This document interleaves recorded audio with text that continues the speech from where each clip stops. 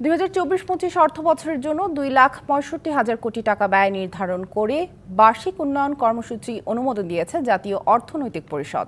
সকালে রাজধানীর শেরেবাংলা নগরে এনইসি সম্মেলন কেন্দ্রে জাতীয় অর্থনৈতিক পরিষদের নির্বাহী কমিটি একনেকের বৈঠক শেষে ব্রিফিংয়ে একথা জানান পরিকল্পনা মন্ত্রী অবসরপ্রাপ্ত মেজর জেনারেল আব্দুস সালাম। তিনি আরও জানান, প্রধানমন্ত্রী শেখ হাসিনা বৈদেশিক সাহায্য প্রকল্প বাড়তি চেষ্টা দিয়ে যথাসময়ে শেষ করার তাগিদ দিয়েছেন।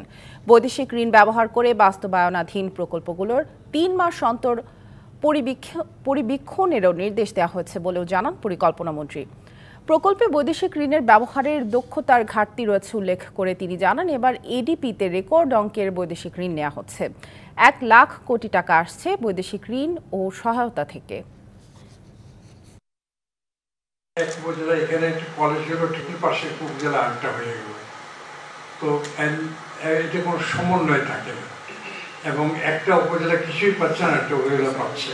তো সেই জন্য জেলার শক্তিশালী একটা আমাদের স্তর, প্রশাসনিক স্তর, তো জেলা ভিত্তিক আমরা করি, তো সেইটা এনইসি সেটা অনুমোদন দিয়েছে। নগদে 500 টাকা বা তার বেশি পেমেন্টে পেতে পারেন ঢাকায় জমিসহ 20 কোটি টাকার পুরস্কার।